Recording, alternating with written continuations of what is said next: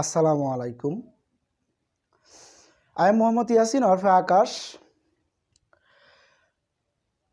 গত ক্লাসগুলোতে আমি আপনাদের বেশ কয়েকটা হয়তোবা 2 থেকে 3টা পর্ব পার্ট করেছিলাম। বি ভার্ব দিয়ে বা হেল্পিং ভার্ব দিয়ে আমরা কিভাবে ইন্টারোগেটিভ সেন্টেন্স তৈরি করতে পারি। এবং আমার কথা ছিল আজকের যে পর্ব, আজকের পার্টে আমি অবশ্যই আপনাদের ডাব্লিউএইচ ওয়ার্ড দিয়ে কিভাবে কোশ্চেন তৈরি করবেন এই ব্যাপারে ধারণা দিব। ডাব্লিউএইচ ওয়ার্ড দিয়ে আমরা প্রশ্ন করতে পারি। অ্যাকচুয়ালি কনভারসেশনের ক্ষেত্রে when you will make any conversation you must use question। আপনাকে অবশ্যই কোশ্চেন তৈরি করতে হবে। যদি প্রশ্ন আপনি না করতে পারেন তাহলে আপনার কনভারসেশনের যেই বোর্ডেন যে প্রসারতা সেটা কিন্তু অবশ্যই বৃদ্ধি পাবে না। কাজেই দেখা যাইতেছে আমাদের প্রশ্ন করাটা খুব জরুরি কথাবার্তা বলার ক্ষেত্রে। আর কনভারসেশনকে আপনাদের লং করতে, বড় করতে, কথাবার্তা চালিয়ে যেতে, এটা একটু দীর্ঘ সময় কথা বলতে অবশ্যই আমাদের কোশ্চেন করাটা জরুরি। কারণ কোশ্চেন না করলে উত্তর আসবে না, উত্তর না আসলে আপনাদের কনভারসেশনও লং হবে না। সো আমরা গত পর্বগুলোতে দেখেছিলাম কিভাবে আমরা হেল্পিং ভার্ব দিয়ে প্রশ্ন করতে পারি। আজ আমরা আলোচনা করব কিভাবে আমরা ডাব্লিউএইচ ওয়ার্ড দিয়ে, অর্থাৎ ডাব্লিউএইচ ওয়ার্ড ইংরেজি জগতে আমরা জানি ডাব্লিউএইচ ওয়ার্ডের সংখ্যা 9টা। ইংরেজির জগতে প্রশ্ন করা হয় এরকম ডাব্লিউএইচ ওয়ার্ডের সংখ্যা হচ্ছে 9টা। এই 9টা ডাব্লিউএইচ ওয়ার্ড দিয়ে আমরা কিভাবে প্রশ্ন তৈরি করি। আমরা অনেক সময় বইপত্র পড়তে গেলে বিভিন্ন পেসেজের পরে বা অনেক সময় প্যারাগ্রাফ বিভিন্ন আইটেম কোনো কিছু লিখতে গেলে ওই ক্ষেত্রে কোশ্চেন পাই। এই কোশ্চেনগুলোর উত্তর আমাদের দিতে হয়। কোশ্চেনগুলো অ্যাকচুয়ালি কিভাবে তৈরি করা হয় এটা আমাদের জানার জন্য, শেখার জন্যই আজকে আমি আপনাদের সামনে ডাব্লিউএইচ ওয়ার্ড দিয়ে আমরা কিভাবে কোশ্চেন করব এই ব্যাপারে ক্লাস নিয়ে হাজির হয়েছি। সো আমি স্টেপ বাই স্টেপ সব কয়েকটা ডাব্লিউএইচ ওয়ার্ড দিয়ে কীভাবে আমরা প্রশ্ন করতে পারি দেখিয়ে দিব। সো আমরা আজকে প্রথমত দেখি অ্যাকচুয়ালি ডাব্লিউএইচ ওয়ার্ডের সংখ্যা তো আমাদের 9টা ডাব্লিউএইচ ওয়ার্ডই ইংরেজির জগতে আছে। আমরা যখন প্রশ্ন করি 9টা ডাব্লিউএইচ ওয়ার্ড ব্যবহার করেই প্রশ্ন করি। তো 9টা ডাব্লিউএইচ ওয়ার্ডের ভিতরে আমরা প্রথম পেতে পারি হু। আমি সব কয়েকটা ডাব্লিউএইচ ওয়ার্ড একত্রে আপনাদের দেখায় দিতে পারি, তবে আমরা আগে ডাব্লিউএইচ ওয়ার্ডের সংখ্যা মানে 9টা ডাব্লিউএইচ ওয়ার্ড কী কী আগে একটু জানি। জানার পরে আমরা একটা ডাব্লিউএইচ ওয়ার্ডের একটা গঠন আছে, স্ট্রাকচার আছে। এই according to structure we have to make interrogative sentence or question. আমাদের ইন্টারোগেটিভ সেন্টেন্স বা কোশ্চেন আমরা তৈরি করব ডাব্লিউএইচ ওয়ার্ডের গঠন অনুসারে। আর ডাব্লিউএইচ ওয়ার্ড কোনগুলো এগুলো আমরা প্রথমত অর্থ সহকারে একটু ভালো করে দেখব। সো আমি প্রথমত ডাব্লিউএইচ ওয়ার্ডগুলো আপনাদের ধারণা দিয়ে দেই। প্রশ্ন করি ওই ক্ষেত্রে আমাদের ডাব্লিউএইচ ওয়ার্ড কোনগুলা। ডাব্লিউএইচ ওয়ার্ডগুলো আমাদের কোনগুলা। আমরা প্রথমত 9টা ডাব্লিউএইচ ওয়ার্ডের ভিতরে আমরা প্রথম পেতে পারি হু। হু মানে হচ্ছে, আচ্ছা আমরা অর্থগুলো পরে লিখি। হু এর পরে হতে পারে হোয়াট, তারপরে হতে পারে হোয়াই, তারপরে হতে পারে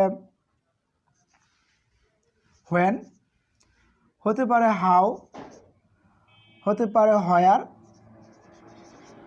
ডাব্লিউএইচ ওয়ার্ড আরও আছে, যেমন হাউস আছে, হোম আছে, 1 2 3 4 5 6 7 8 আরও একটা বাকি। তো আমাদের আরেকটা কী বাকি আছে? Who, what, why, when, where, how, whose, whom, and কোনটা বাকি আছে? ডাব্লিউএইচ ওয়ার্ডের সংখ্যা 9টা। Who, what, why, when, how, where, whose, whom, and 1 2 3 4 5 6 7 8 which, WHICH, which. এই টোটাল ডাব্লিউএইচ ওয়ার্ডের সংখ্যা হচ্ছে 9টা। এই ডাব্লিউএইচ ওয়ার্ড সংখ্যা হচ্ছে 9টা। এগুলোর অর্থ দেখি আমরা কি হয়। হু মানে হচ্ছে কে, অনেক সময় কে কে অর্থ প্রকাশ করে, কে কে কাজটা করেছিল। আবার হু মানে হইতেছে কে কে কে, কার বা কারা, কারা অর্থ এই আমাদের হুটা ব্যবহার করা যেতে পারে। হোয়াট মানে হইতেছে কি, কি অর্থে আমরা হোয়াট ব্যবহার করে থাকি। ওয়াইটা হচ্ছে কেন, কেন অর্থে আমরা ওয়াই ব্যবহার করি, কারণ অর্থে আর কি, কারণ জানা অর্থে। ওয়েন মানে হইতেছে সময়কে ইন্ডিকেশন করে, কখন। হোয়েনটা হইতেছে কখন, কোন সময়, এরকম আর কি, কখন। তারপরে হচ্ছে হাউ, হাউ মানে হইতেছে কত, কিভাবে, কেমন। এই ধরনের অর্থে আমরা হাউটা ব্যবহার করতে পারি। হয়ার, হয়ারটা হতেছে কোথায়। হয়ার দ্বারা মূলত আমাদের কোনো একটা জায়গাকে ইন্ডিকেশন করে। হাউস মানে হইতেছে কার, যেমন কার বাড়ি, কার কলম, কার বই, এরকম কার গাড়ি। আবার হোম মানে হইতেছে কে বা কার, কার সাথে তুমি গ্রাম্য মেলায় গিয়েছিলা, কার সাথে তুমি কাজটা করেছিলা, কার অর্থে হোম হতে পারে। আবার হুইচ মানে হইতেছে কোনটা, বস্তুর ক্ষেত্রে আমরা কোনটি, কোনটা, এগুলো অর্থে প্রকাশ করতে আমরা এই হুইচ ব্যবহার করে থাকি। তাহলে ডাব্লিউএইচ ওয়ার্ডের সংখ্যা আমরা জানলাম, ডাব্লিউএইচ ওয়ার্ডের সংখ্যা আমরা জানলাম টোটাল 9টা।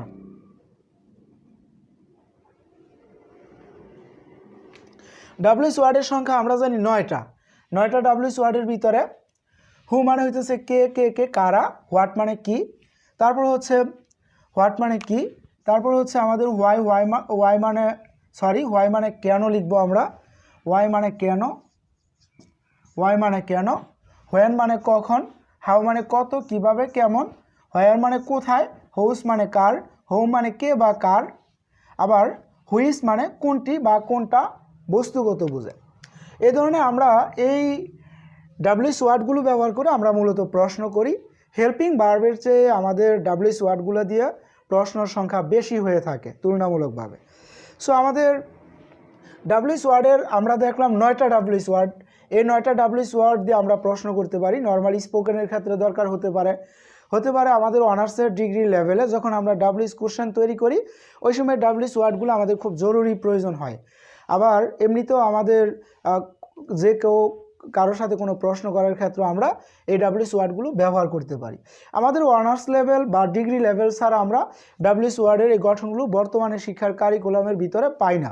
নর্মালি ইন্টারমিডিয়েট পর্যন্ত ডাব্লিউএইচ ওয়ার্ড দিয়ে আমাদের কোনো কোশ্চেন আসে না। আমাদের আসে অনার্স লেভেল বা ডিগ্রি লেভেলে ডাব্লিউএইচ কোশ্চেনের একটা পয়েন্ট আসে, একটা গ্রামাটিক্যালের অংশ আসে। তো এই ক্ষেত্রে আমাদের এই ডাব্লিউএইচ ওয়ার্ডগুলো খুব জরুরি। যারা বিশেষ করে স্টাডি করছেন বর্তমানে অনার্স লেভেল বা ডিগ্রি লেভেলের সামনে পড়বেন বা বর্তমানে পড়তেছেন, তাদের ক্ষেত্রে এই গ্রামারটা আছে খুব গুরুত্বপূর্ণ। আপনারা ইচ্ছাগুলো এগুলো নোট করতে পারেন।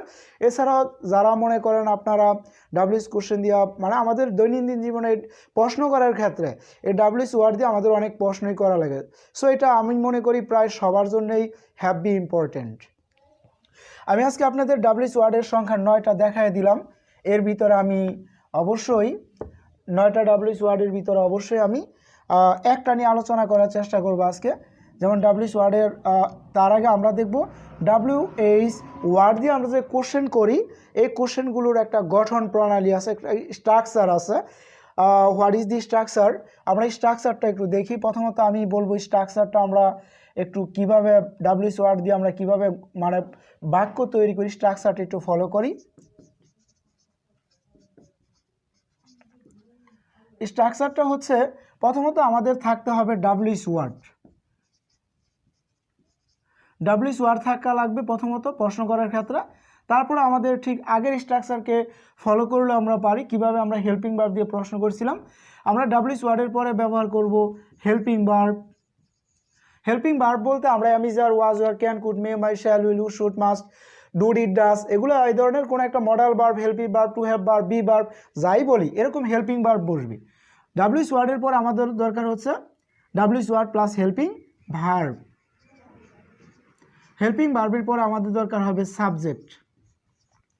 সাবজেক্টের পরে দরকার হবে যদি মেইন ভার্ব থাকে, মেইন ভার্ব যদি থাকে তাহলে, আর না থাকলে নেই।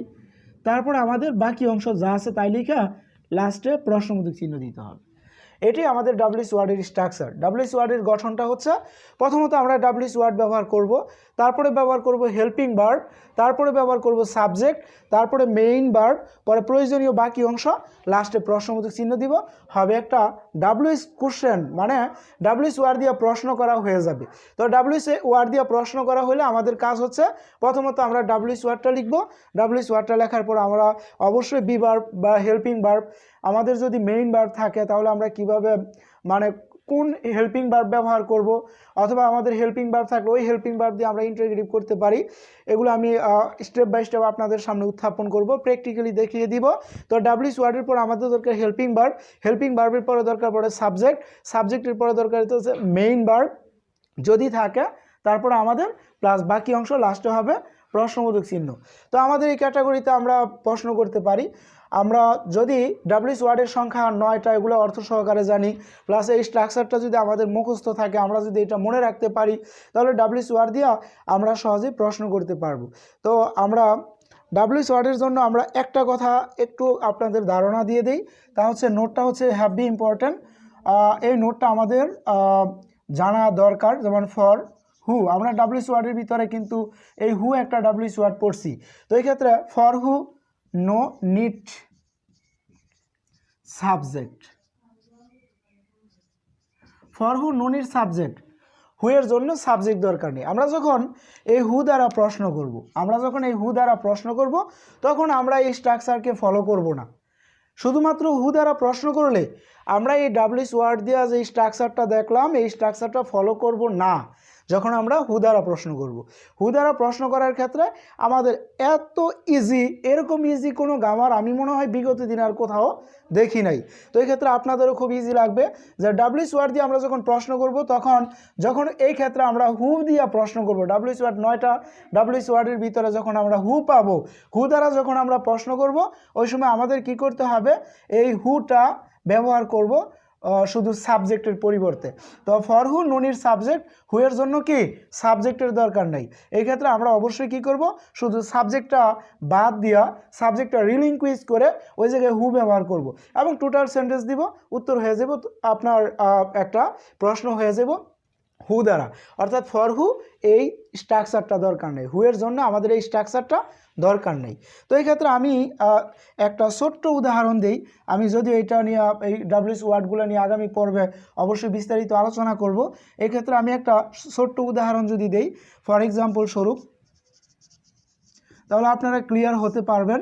এই ক্ষেত্রে আমি একটা সাবজেক্ট ব্যবহার করলাম রানা, তারপরে এই জায়গায় দিয়ে দিলাম প্লেস, রানা খেলে football, Rana plays football, Rana football খেলে ইন দ্য আফটারনুন অথবা in the filled with his friend, এরকম হতে পারে। তো রানা প্লেস ফুটবল, আমি এতটুকুই দিলাম একটা শর্ট সেন্টেন্স। এই সেন্টেন্সকে কীভাবে আমরা এই হু ব্যবহার করে প্রশ্ন করব। এই সেন্টেন্সে আপনারাই বলেন সাবজেক্ট কোনটা, অবশ্যই রানা হচ্ছে সাবজেক্ট। তো এই সেন্টেন্স থেকে আমি কি করব, প্রথমত আমার কাজ হচ্ছে এই সেন্টেন্স থেকে সাবজেক্টটা উঠিয়ে দেওয়া। আমি এই রানা রিলিঙ্কুইজ করে দিলাম সেন্টেন্স থেকে। রানা তো ব্যক্তি না বস্তু? অবশ্যই রানা হচ্ছে একজন ব্যক্তি।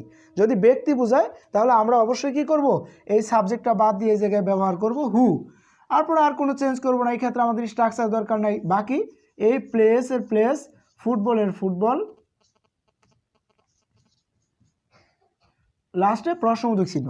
তাহলে আমরা কি করলাম, এই রানাকে বাদ দিয়ে আমরা হু ব্যবহার করলাম, তারপরে যা আছে হুবহুব সেম আমরা তাই লিখছি এবং লাস্টে প্রশ্নবোধক চিহ্ন দিছি। এটা হয়েছে একটা ইন্টারোগেটিভ। তো আমরা কোনো একটা সেন্টেন্সকে যখন হু দ্বারা প্রশ্ন করব, অত্যন্ত ইজি। সেন্টেন্সে যে সাবজেক্টটা হবে এই হু দ্বারা ব্যক্তিকে চাওয়া হয়। ব্যক্তিবাচক সাবজেক্ট হলে আমরা সাবজেক্টটা সেন্টেন্স থেকে রিলিঙ্কুইজ করে দিব এবং এই জায়গায় ইউজ করব হু, এবং বাক্যের বাকি অংশ হুবহুব সেন্টেন্সে যা আছে পরের অংশ আমরা তাই মেনশন করব at last the sign of interrogative sentence. This sentence will be interrogative. এই সেন্টেন্সটা একটা ইন্টারোগেটিভ সেন্টেন্স হবে, তাও ডাব্লিউএস ওয়ার্ড ব্যবহার করি। আশা করি আপনারা মোটামুটি একটা ধারণা পাইছেন। আমি আগামী পর্বগুলোতে স্টেপ বাই স্টেপ ডাব্লিউএস ওয়ার্ডের উপরে প্র্যাকটিক্যালি ভালো করে ক্লাসগুলো নিব। আপনারা অবশ্যই আমার এই ক্লাসগুলো ফলো করবেন, তাহলে আপনারা প্রশ্ন করতে পারবেন। আর আমি অত্যন্ত ইজিলিভাবে বুঝিয়ে দেওয়ার চেষ্টা করব। আর আমি মূলত যেই গ্রামাটিক্যালগুলো আপনাদের সামনে নিয়ে আসছি, এগুলো আপনাদের যারা স্টুডেন্ট আছেন তাদের ক্ষেত্রে খুবই উপকারী। যারা স্টুডেন্ট না, অর্থাৎ দৈনন্দিন জীবনে ইংরেজিটা প্রয়োজন, তারা কনভারসেশনের ক্ষেত্রে এই গ্রামারের অনুসারে যদি আপনারা কনভারসেশন করেন, তাহলে your English will be suitable or will be best. আপনার ইংলিশটা সবচেয়ে ভালো হবে। তো এই ক্ষেত্রে আমি আপনাদের বলবো যে সর্বশেষ যে কথাটা আর কি, তা হচ্ছে আপনারা আমার ভিডিও যারা দেখছেন, যারা আমার চ্যানেলে ভিডিওগুলো দেখছেন, তারা অবশ্যই অনুগ্রহ করে, যেহেতু আমি আপনাদের সেবায় নিয়োজিত, সেহেতু আমি আপনাদের কাছে অবশ্যই একটু সহযোগিতা চাই যে আপনারা যখন ভিডিওগুলো দেখবেন টোটালি না টেনে টোটাল ভিডিওটা দেখবেন। আর আমার চ্যানেলের আমার এই কথাবার্তাগুলো যদি আপনাদের ভালো লাগে তাহলে অবশ্যই আমার এই ভিডিওগুলোকে লাইক, কমেন্ট, শেয়ার করবেন এবং আমার এই চ্যানেলটাকে অবশ্যই সাবস্ক্রাইবও করবেন। আর এই ক্ষেত্রে আমি আরেকটা কথা না বললেই নাই যে আমি প্রায় ভিডিওগুলোতেই বলে থাকি যে আমরা পৃথিবীতে মানব জাতি, মানুষ, আমাদের উপর অনেক দায়িত্ব আছে। স্রষ্টা আমাদের উপর অনেক দায়িত্ব দিয়েছেন। আর দায়িত্ব কর্তব্যের ভিতরে আমাদের প্রধান কাজ হচ্ছে আমাদের নিয়মিত আল্লাহর ইবাদত করা, 5 ওয়াক্ত নামাজ পড়া, সর্বদা সৎ পথে চলা, সৎভাবে জীবনযাপন করা, মিথ্যা কথা না বলা এবং হালাল রুজি খাওয়া। হালাল রুজি যদি আমাদের হালাল হয় তাহলে সব ধরনের ইবাদতে আমাদের কবুল হয়। আসলে আমাদের অনেক ফ্যামিলিগুলোতে বর্তমানে আমাদের দেশে প্রেক্ষাপটে, আমি যেই কথাটা বলবো বর্তমান প্রেক্ষাপটে, প্রতিটা ফ্যামিলি আমাদের এই জায়গায় দেখা যেতেছে সারা বাংলাদেশের ভিতরেই কোনো না কোনোভাবে সুদের সাথে জড়িত আছে। এর ভিতরে আছে যেমন বলা যেতে পারে যে অনেকেই কিস্তি বা বিভিন্ন এনজিওতে তারা কিস্তি উঠায়, টাকা উঠায়, ফলে তাদের সুদ এরকম সুদ দিতে হয়। তো দেখা যাইতেছে তারা সুদের সাথে ইনভলভ হয়ে থাকে। প্লাস দেখা যাইতেছে আবার এদিক দিয়া অনেক সময় ব্যাংক থেকে লোন নিয়ে থাকে, ওই ব্যাংকে লোন নেওয়ার পরে তাদের আবার সুদ দিতে হয়। অর্থাৎ সুদের সাথে আমরা কোনো না কোনোভাবে জড়িত। এমন ফ্যামিলি খুব কমই আছে। 100টা ফ্যামিলির ভিতরে আমার মনে হয় 95টা ফ্যামিলি সুদের সাথে কোনো না কোনোভাবে জড়িত। তো আমরা অবশ্যই সুদ থেকে দূরে থাকবো, হালাল খাবো না, হারাম জিনিস আমরা হালাল খাবো, হারাম জিনিস বর্জন করব। আমরা হালাল রুজির সবসময় সন্ধান করব। আর অবশ্যই আমরা সুদ থেকে দূরে থাকব, কারণ সুদ খাওয়াটা আল্লাহ বারে বারে কোরআনের মধ্যে নিষেধ করছেন। আর একবার সুদ খাওয়া মানে হচ্ছে নিজের আপন মায়ের সাথে জিনা করার সমতুল্য। দ্যাটস ওয়াই আমরা সুদ খাবো না, ইন্টারেস্ট মুক্ত থাকব। তো আর পাশাপাশি আমরা 5 ওয়াক্ত নামাজ পড়ব, এবং আমরা যদি নামাজ পড়ি 5 ওয়াক্ত, তাহলে আশা করি আমাদের মধ্যে সকল যেই খারাপ হ্যাবিটগুলো আছে এগুলো অবশ্যই দূর হবে। আমার জন্য আপনারা দোয়া করবেন, আমিও আপনাদের জন্য, সকলের জন্য দোয়া করি। আপনারা সবাই ভালো থাকবেন। আল্লাহ হাফেজ। আসসালামু আলাইকুম ওয়া রাহমাতুল্লাহ।